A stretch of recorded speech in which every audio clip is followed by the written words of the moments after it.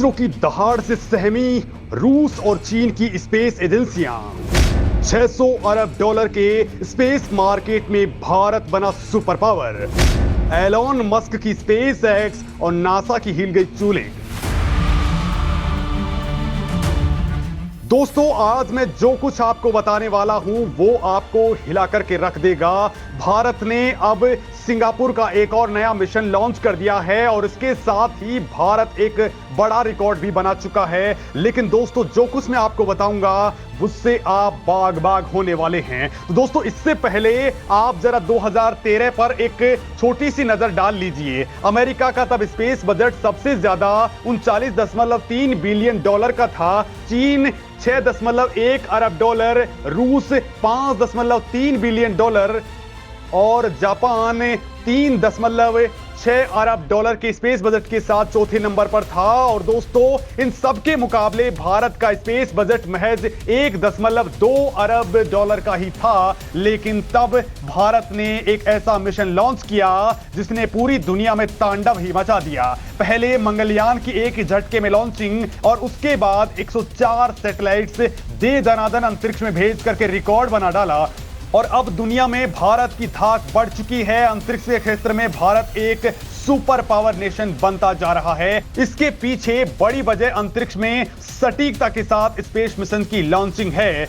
और अब दोस्तों, इसरो ने सिंगापुर के टेल यूएस सैटेलाइट के साथ एक और सैटेलाइट की लॉन्चिंग कर डाली है। इससे पहले एक साथ 36 सैटेलाइट को लॉन्च किया था। लगातार कई देश कम लागत में अपने सैटेलाइट की लॉन्चिंग करवाने के लिए अब दे दनादन भारत पर ही निर्भर हो चुके हैं। इसरो अब तक 424 विदेशी सैटेलाइट को लॉन्च कर चुका है और अब ये फहरिस्त तेजी के साथ में बढ़ने वाली है। और दोस्तों, इसी बात से अब चीन छोड़िए, अमेरिका और रूस को भी मिर्ची लगना तय है, क्योंकि सब मिलकर भी इस रफ्तार को रोक पाने में नाकाम साबित हो चुके हैं। क्योंकि अब कुछ ऐसा हुआ है कि इसरो की ताकत एक ही झटके में बहुत ज्यादा बढ़ जाएगी और अब भारत का प्लान 600 अरब डॉलर वाली स्पेस इकोनॉमी पर है। तो क्या है भारत की प्लानिंग? कैसे अचानक मोदी ने प्राइवेट प्लेयर्स को इसरो में घुसा करके दुनिया जीतने वाला प्लान रेडी कर लिया है? और कैसे इसरो अब भारत को सुपर पावर नेशन बनाने वाला है? तो चलिए दोस्तों,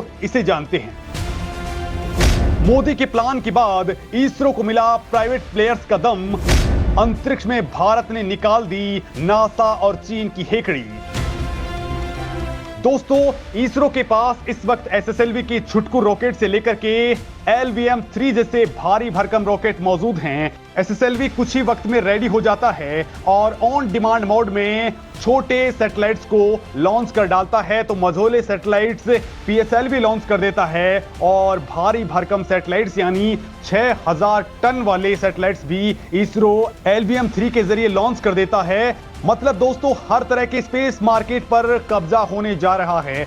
स्पेस इकोनॉमी साल 2025 तक 600 अरब डॉलर की हो जाएगी और इसमें भारत के लिए बड़ा मौका खुल चुका है। और इसकी वजह यह है दोस्तों कि चीन और अमेरिका के बीच तनाव चल रहा है। तो दूसरी ओर रूस भी यूक्रेन वॉर की वजह से अलग थलग पड़ चुका है। ऐसे में भारत के पास इस मौके को भुनाने का अच्छा अवसर है। दरअसल दोस्तों, स्पेस एक्स फिलहाल की डेट में स्पेस क्राफ्ट बनाने, कमर्शियल सैटेलाइट लॉन्च करने जैसे कामों में अग्रणी है। तो वहीं रूस और चीन भी कमर्शियल सैटेलाइट लॉन्च करने के बड़े खिलाड़ी रहे हैं। लेकिन पिछले एक साल में सारा का सारा खेल बिगड़ चुका है। दोस्तों, इस मामले में फ्रांस भी आगे हुआ करता था, लेकिन फ्रांस के एरियन स्पेस को अपने रॉकेट को तैयार करने में अब बहुत ज्यादा परेशानियों से जूझना पड़ रहा है। तो वहीं ब्रिटेन की कारोबारी रिचर्ड ब्रेंसन की satellite launching company Virgin Orbit Holding Inc ने हाल ही में कहा है कि जनवरी में उसका लॉन्च फेल होने के बाद वो अब अनिश्चित काल के लिए अपनी लॉन्चिंग को स्थगित कर रहे हैं।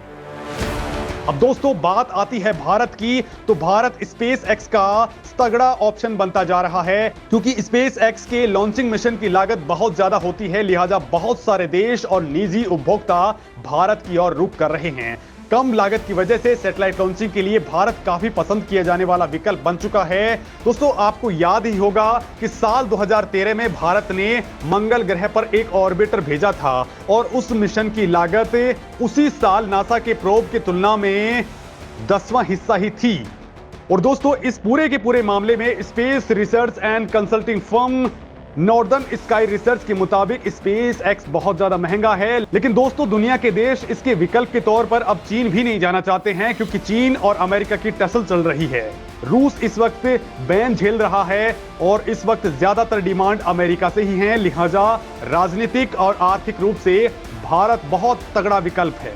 दोस्तों इस फर्म का कहना है कि कई सैटेलाइट ऑपरेटर्स के लिए चीन के रॉकेट बहुत ज्यादा बेकार साबित हो सकते हैं, क्योंकि चीन इनकी टेक्नोलॉजी चुरा सकता है। तो वहीं दोस्तों दूसरी ओर भारत इस मामले में बहुत ज्यादा भरोसेमंद है। साथ ही भारत में सैटेलाइट भेजने का खर्च दूसरे देशों के मुकाबले बहुत ही कम है।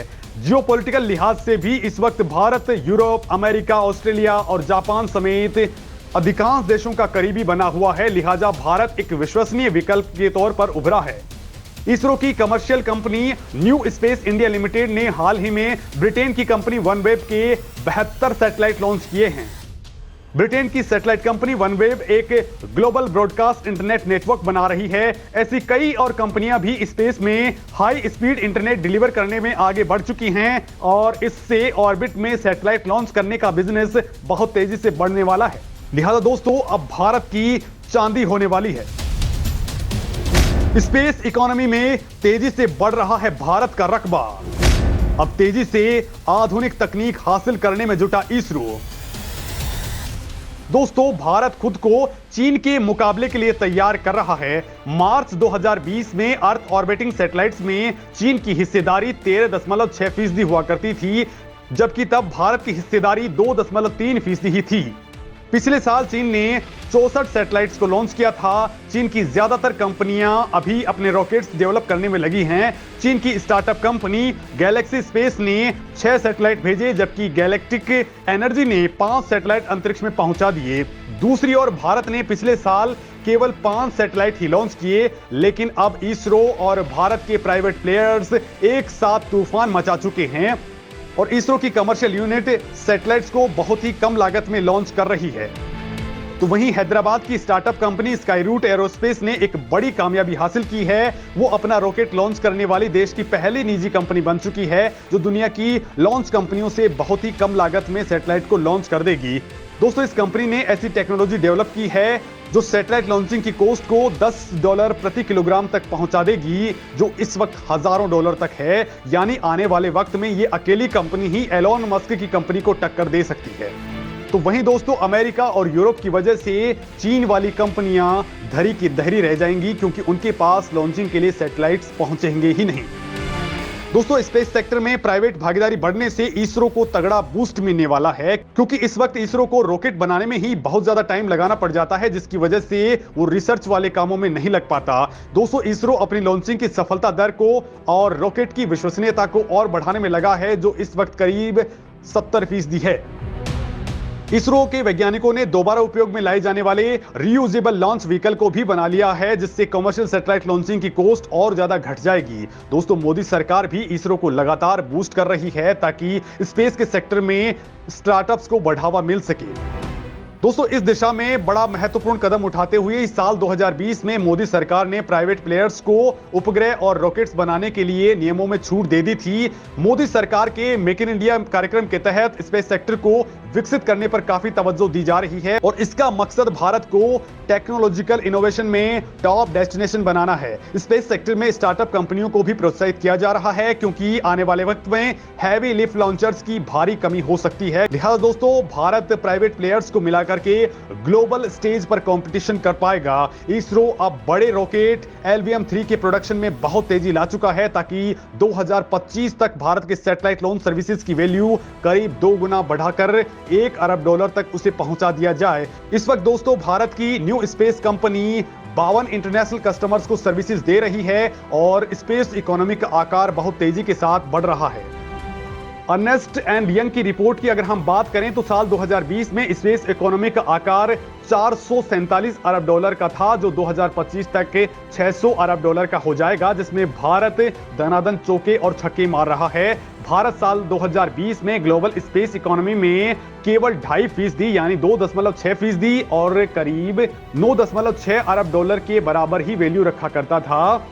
मतलब दोस्तों हमारे देश की जीडीपी का आधा फीसदी यानी 0.5% ही ये था, जिसमें सैटेलाइट सर्विस और एप्लीकेशन सेगमेंट का बड़ा हिस्सा हुआ करता था। लेकिन दोस्तों अब आप सुनिए, जो बड़ा मजेदार है वो ये है कि 2025 तक भारत दुनिया का 13% योगदान दे रहा होगा और हर 6% की ग्रोथ के साथ भारत की स्पेस इकोनॉमी $13 अरब तक पहुंच जाएगी। दोस्तों इस मामले में आप क्या कुछ कहते हैं, कमेंट लिख करके जरूर बताइए।